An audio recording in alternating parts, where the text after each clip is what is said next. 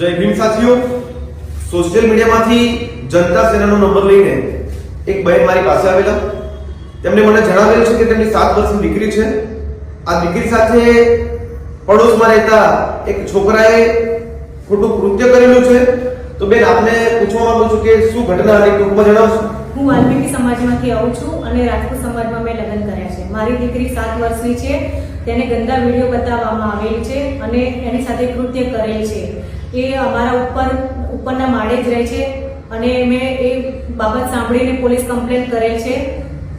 પોલીસવાળાઓ કોઈ મારી એફઆરઆઈ લેતા નથી અને મને જબરજસ્તી કરીને, દબાણ કરીને અને સમાધાન કરાવેલ છે. તો હું જનતાની મદદરૂપે આવી છું કે મારા ભાઈઓ મને મદદ કરશે, મારી દીકરીને ન્યાય અપાવશે, એવી હું ન્યાય અહીંયા કરવા માટે આવી છું કે મને ન્યાય મળે. જે ચોક્કસથી બેને જે રીતે વાત કરી કે 7 વર્ષની દીકરીને પડોશમાં રહેતા એક છોકરાએ ગંદા વિડીયો બતાવીને ગંદુ કૃત્ય કર્યું.